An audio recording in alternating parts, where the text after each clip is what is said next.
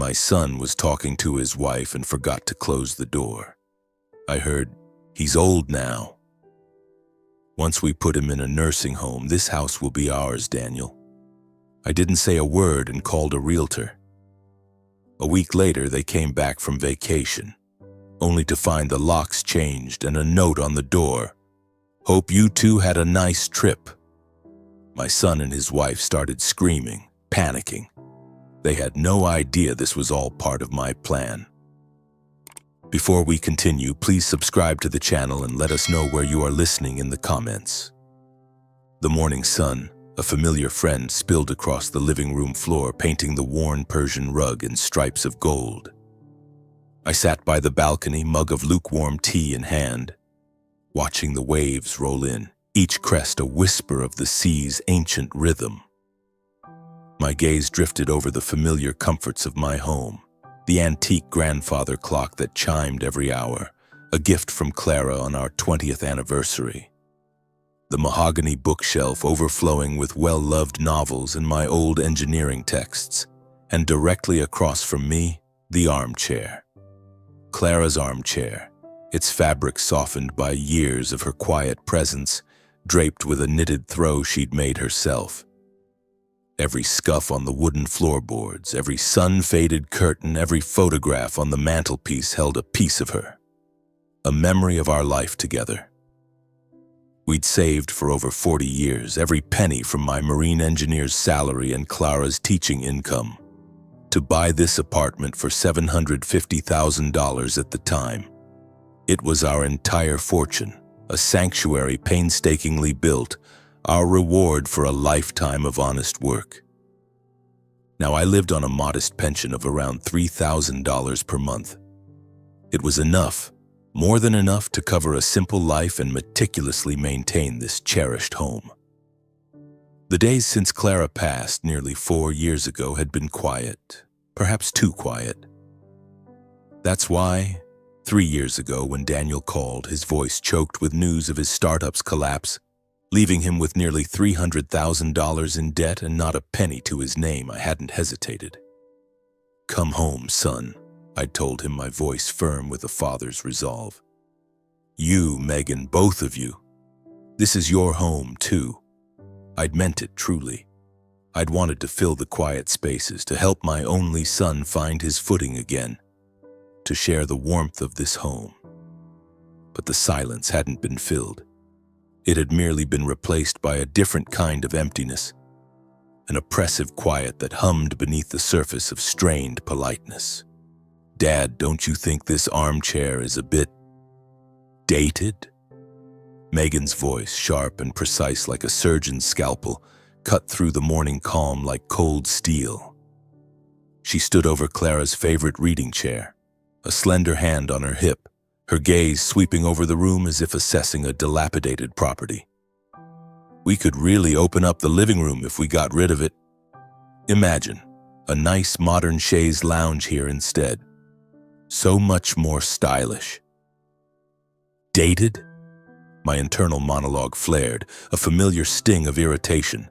This wasn't just furniture, this was Clara's favorite reading spot.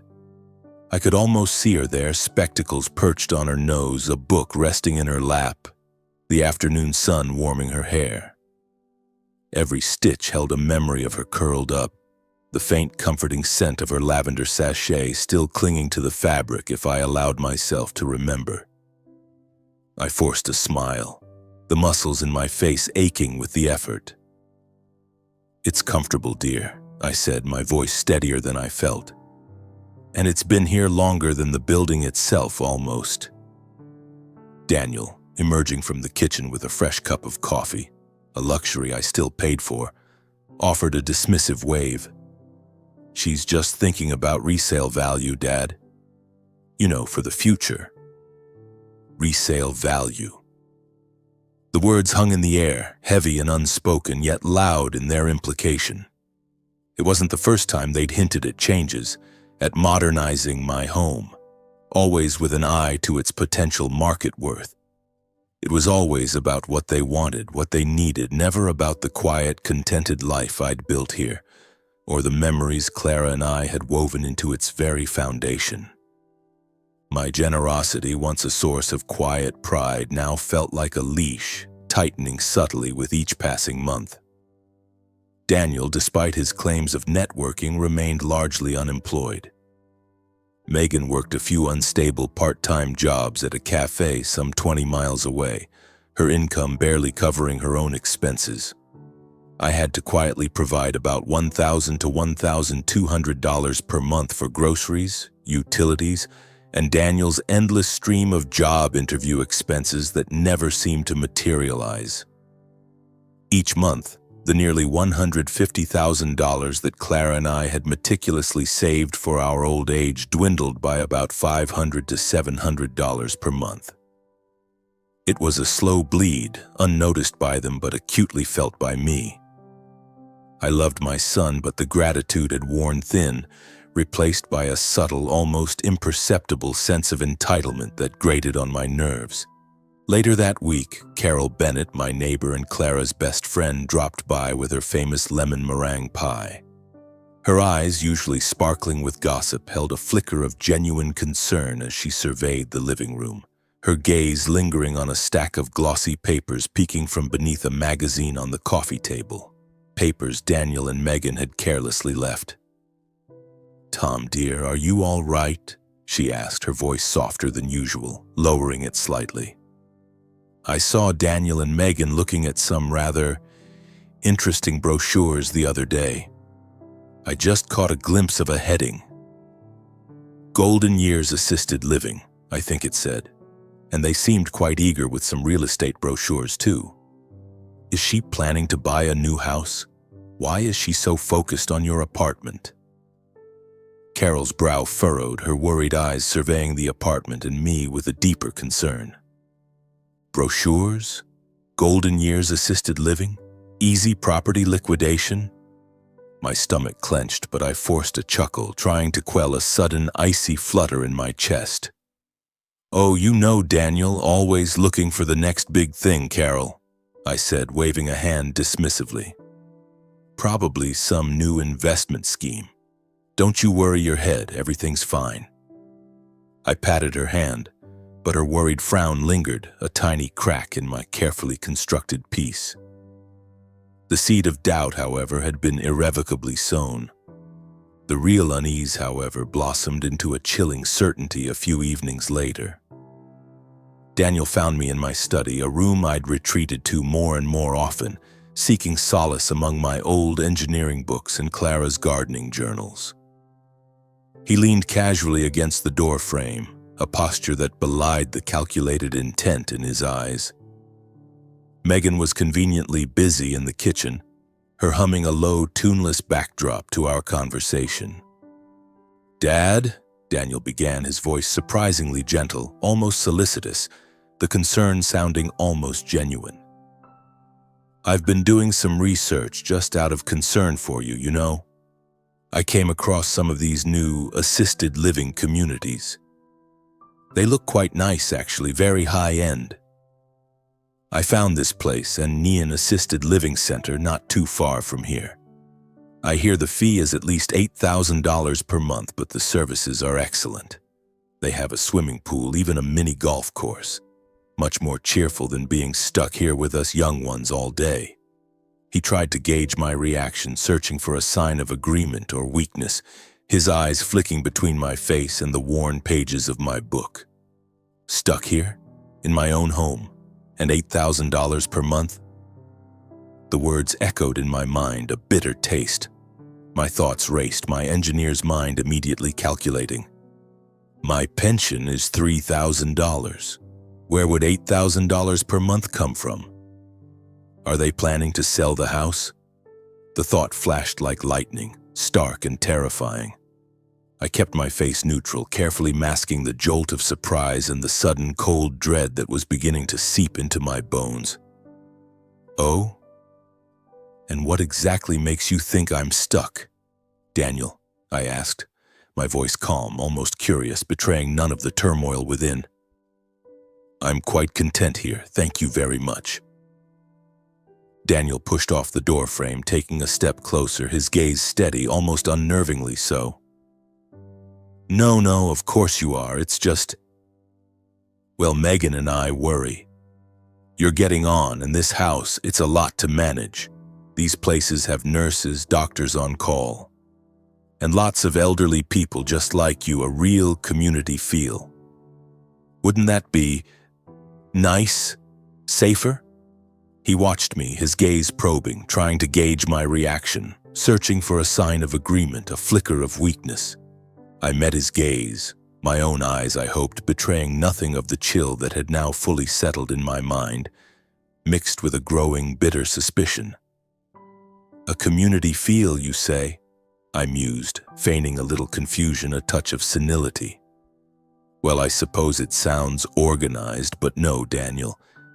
This is my home. It's where Clara and I built our life.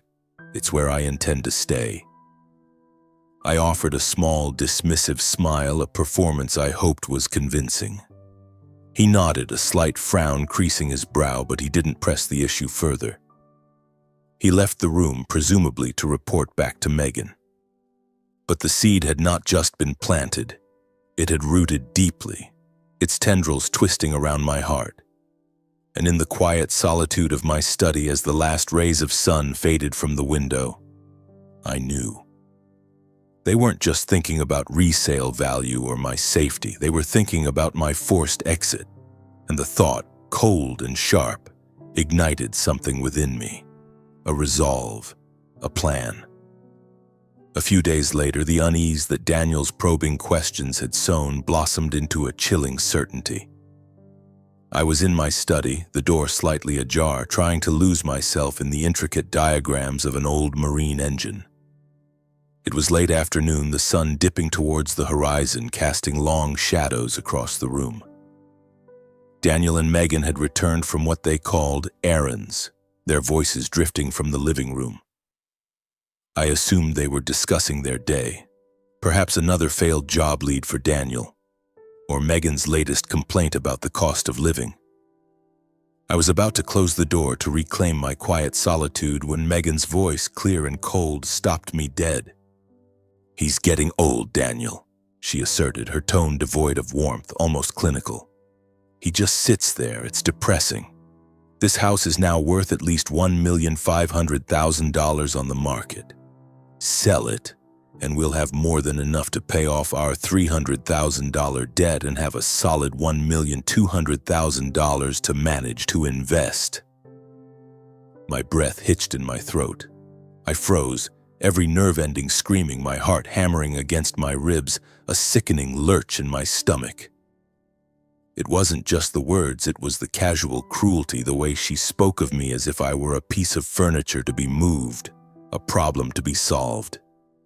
The specific figures, so stark and calculated, sliced through me. Daniel's voice was softer but no less damning, a faint echo of the hesitation he'd shown before. "But he's my father, how can we—" "Father? What father?" Megan scoffed, a sound that scraped against my soul, raw with contempt. "For years he's been clinging to us, keeping us down. The nursing home, I've looked into it, costs around $8,000 per month. We can use the house money to pay for him for a few years, then figure it out later. He won't even notice the difference, trust me." She pushed, her voice full of calculation and a chilling lack of empathy. "He's so trusting, so naive. He'll believe anything we tell him." They continued, their voices weaving a tapestry of deceit. They discussed specific nursing homes they'd researched, the apartment's market value, and how they would convince me. They spoke of my home, the very walls that had sheltered me and Clara for decades, as nothing more than an asset, a means to their financial freedom. The world tilted. The engine diagrams blurred. A profound sense of shock washed over me, followed by a wave of nausea. My limbs trembled, my stomach churned. This wasn't just betrayal, it was a complete violation of the sanctity of my home, the trust I had extended, the love I still held for my son. The words cut deeper because they were spoken by people I lived with, people I had supported, people who ate at my table, slept under my roof. My world crumbled. It wasn't just betrayal, but utter contempt to the core. The initial pain, sharp and agonizing, slowly began to give way. A cold dread settled in my chest, then something else, something harder. My marine engineer's mind, accustomed to dissecting complex systems and finding solutions for complex problems, now focused on a single plan. They had underestimated me. I would not be pushed out, and this house would not be a prize for their greed. It would be the means to my freedom. The thought, cold and sharp, ignited a fire within me, a quiet, steely resolve. The serene revenge had begun. The days following the overheard conversation blurred into a meticulous, almost meditative routine. My outward demeanor remained unchanged, the quiet widower perhaps a little more withdrawn, a little more prone to naps in his armchair. Daniel and Megan seemed to interpret this as a sign of my increasing frailty, a confirmation of their twisted narrative. Their casual condescension, once a source of irritation, now fueled a cold, quiet fire within me. They were so utterly blind, so consumed by their own greed that they couldn't see the storm brewing beneath my placid surface. My study became my war room. When Daniel and Megan were out, Megan at her part-time job at the cafe 20 miles away, Daniel supposedly networking at a cafe, though I suspected he was just wandering around, I would pull out old property deeds, bank statements, Clara's meticulous records of our joint savings.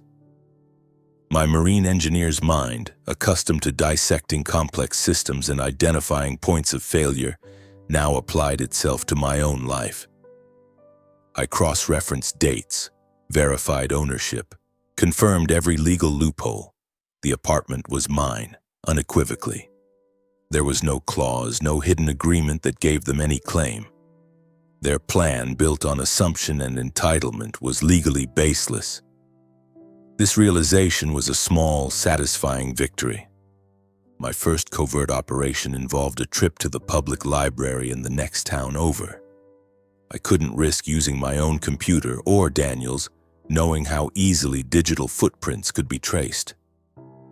At a dusty old desktop, I researched property law, tenant rights, confirming again my solid ground, and then real estate agents.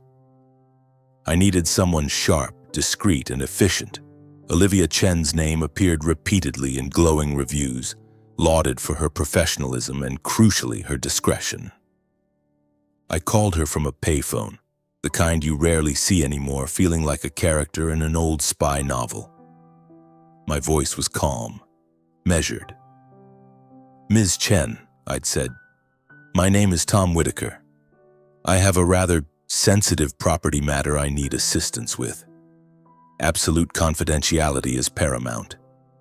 She listened, her voice crisp and professional, and agreed to meet me at a small, out-of-the-way cafe 2 towns over.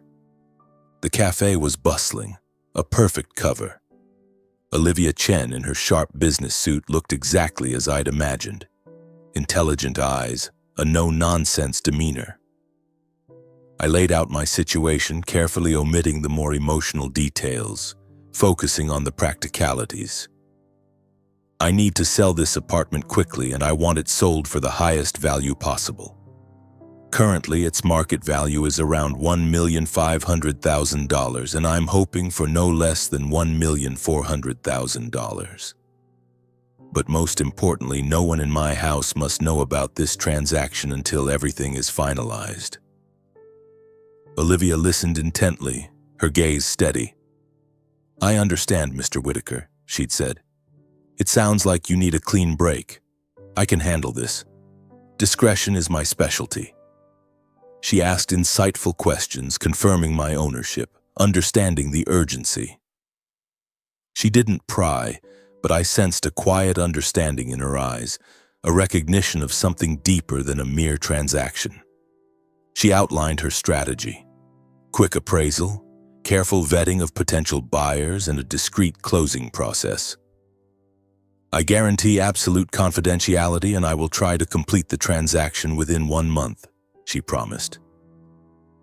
"They won't suspect a thing." The words were a balm. I felt a surge of purpose, a clarity I hadn't experienced since Clara's passing. Each secret step, each hidden phone call, each email sent from a burner account was a small victory. They thought I was declining. I was merely dimming the lights for their grand exit. While Olivia began her work, I started researching my future. I spent hours poring over maps, looking at quieter coastal towns further south, away from the familiar tainted landscape of sea breeze. Clara and I had always dreamed of running a small bed and breakfast, a place where we could share our love for the ocean with others. The idea, long dormant, now sparked to life. I found a few promising small homestay complexes, places where I could buy a unit and manage it myself or hire someone. This wasn't just revenge, it was building a new life, a life on my own terms. The viewings began. Olivia was a master of stealth. "Are you sure they won't suspect anything, Olivia?" I'd whisper into the phone, my voice low, as Daniel's car pulled out of the driveway for his usual Tuesday gym time. "Don't worry, Mr. Whitaker," she'd reassure me. "I've scheduled it for his usual gym time, and I'll be quick. They'll never know."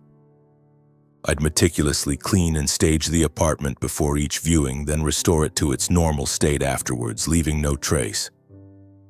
It was exhausting, a constant dance of deception, but the anticipation, the quiet thrill of my plan unfolding kept me going.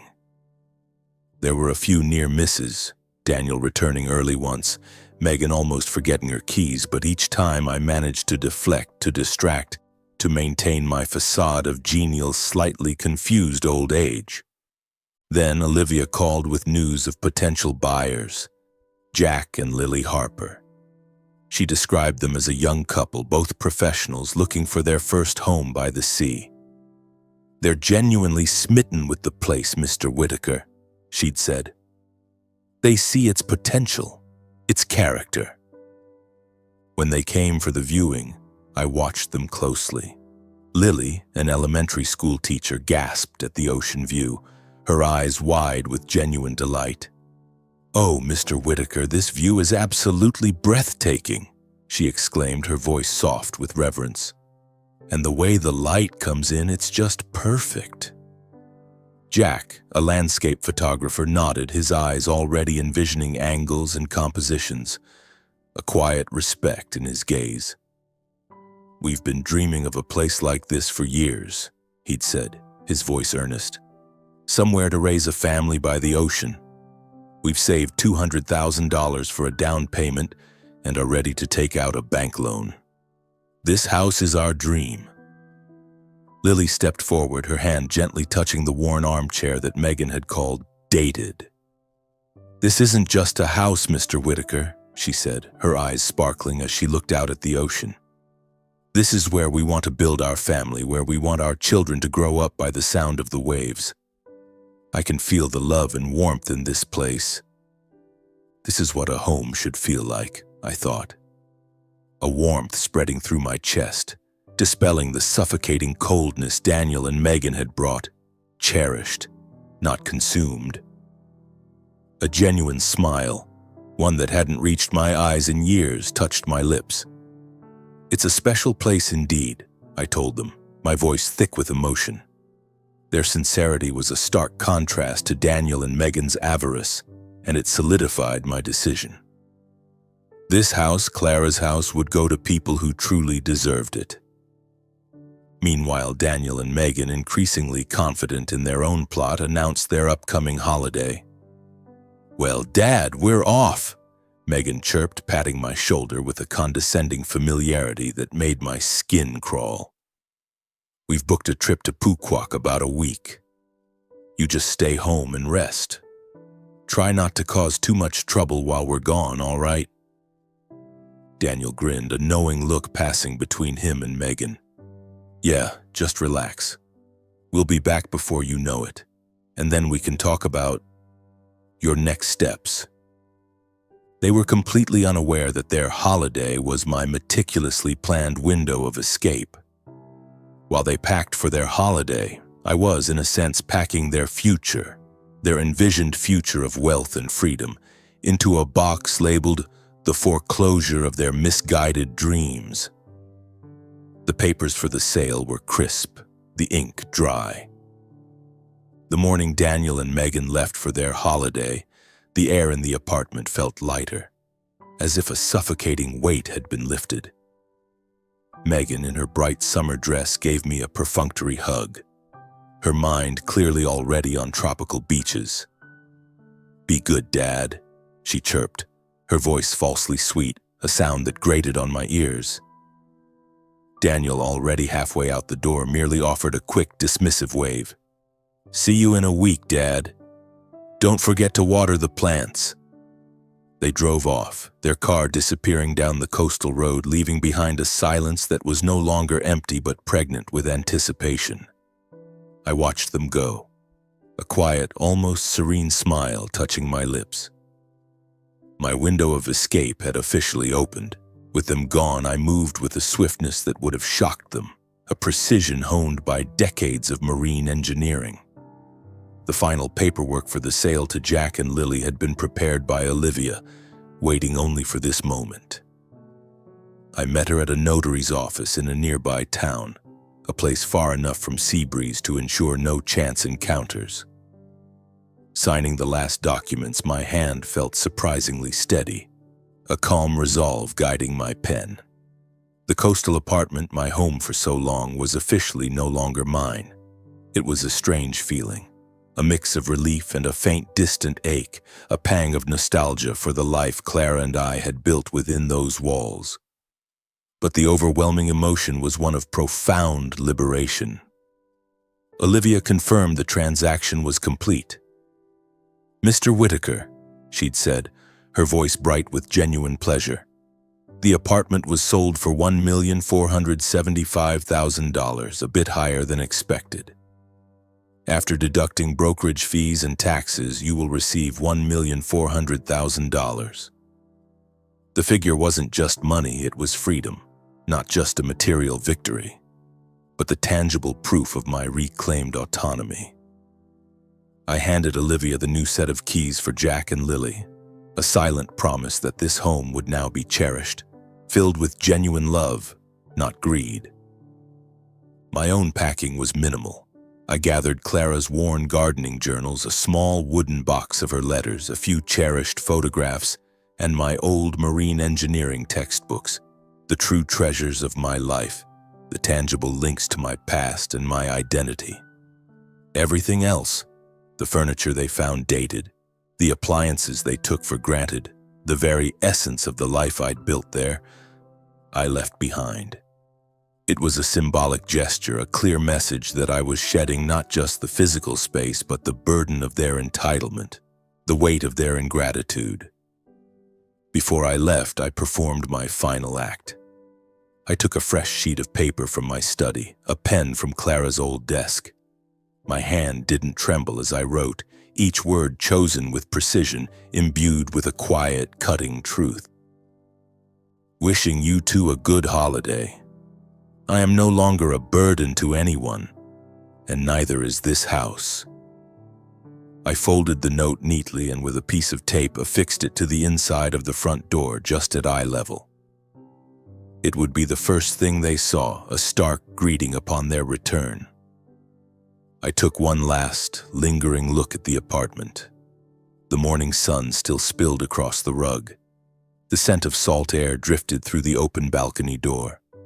It was beautiful, a place of deep memory, but now it was also a place of profound triumph. I remembered Clara, her quiet strength, her unwavering belief in me, and a quiet smile touched my lips. I closed the door behind me, the soft click echoing in the suddenly silent hallway, and walked away into my new life. Olivia had arranged for a car to take me to the new coastal town, to Peter Lawson and the promise of Clara's haven. A week later, Daniel and Megan returned, tired but smug, their faces tanned from their relaxing holiday. I imagined their chatter in the car, their excited plans for the apartment, perhaps even discussing how they'd handle my inevitable resistance. "Finally," Megan chirped as they approached the front door, keys jingling. No more walking on eggshells. We can start packing his things tomorrow." "Yeah," Daniel added, a smirk on his face. "And I've already got a buyer lined up for some of his old junk." "This is it, Meg. Our fresh start." Daniel inserted his key into the lock, a casual confidence in his movements. It didn't turn. He tried again, a frown creasing his brow. Megan stepped forward, her own key in hand. "What the hell? Someone changed these locks!" Daniel exclaimed, his voice rising in annoyance, his confidence beginning to waver. "Dad? Did he get someone to fix something? Why didn't he tell us?" Megan muttered, her voice laced with confusion, a hint of genuine worry now creeping in. Then Daniel's eyes fell upon the small white envelope taped to the inside of the glass door. His hand, shaking slightly, reached for it. He ripped it open, his gaze scanning the few lines of text. His face, tanned moments before, drained of all color, turning a sickly pale. Megan peered over his shoulder, her eyes widening in horror as she read the damning words. "Wishing you two a good holiday. I am no longer a burden to anyone, and neither is this house." The words sank in, a cold, hard truth. Disbelief, then dawning horror. The house was theirs no longer. The keys were gone, the locks changed, the space inside a stark, echoing void. He pushed the door open slowly, hesitantly. The apartment was empty of my presence, of my belongings, stripped bare of the life Clara and I had built. Their own scattered possessions perhaps remained, a harsh reminder of their dependency, now in a space that was no longer theirs, a haunting monument to their greed. Their screams of rage, disbelief, and utter despair echoed in the empty rooms, a symphony of their downfall. They were not just without an inheritance, they were homeless, their lives upended by the man they had dismissed as a frail, naive burden. The days that followed their return were, for Daniel and Megan, a brutal descent into chaos. Their initial fury quickly curdled into raw panic. Daniel frantically tried my phone, leaving increasingly desperate voicemails, his voice shifting from anger to a pathetic, tearful plea. I listened to none of them. They contacted lawyers only to be met with the cold, unyielding truth. The sale was perfectly legal, executed by the rightful owner. There was no recourse, no loophole, no claim they could make. The house was gone. Their expected windfall, their fresh start, had vanished like smoke, leaving behind only the acrid smell of their own failure. The arguments between them became a constant, bitter refrain, their voices sharp and accusatory, easily audible even to Carol Bennett, who now watched their former apartment with a knowing, sympathetic gaze. "This is all your fault, Daniel," Megan shrieked one evening, her voice raw with desperation, cracking with frustrated tears. "You said he was too old to figure it out. You said he'd go along with it. You promised me this house." "My fault?" Daniel retorted, his own voice hoarse, cracking under the strain. "You're the one who kept pushing for the nursing home. You're the one who called him a burden. If you hadn't been so greedy, none of this would have happened.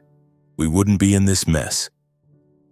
Their failed business venture, coupled with the loss of the apartment they had so confidently earmarked for their salvation, plunged them into severe financial trouble. The old $300,000 debt remained, now with no collateral, no easy way out. They were forced to move into a cramped, overpriced rental unit at $3,500 per month, a stark contrast to the spacious coastal home they had squandered. The humiliation was palpable.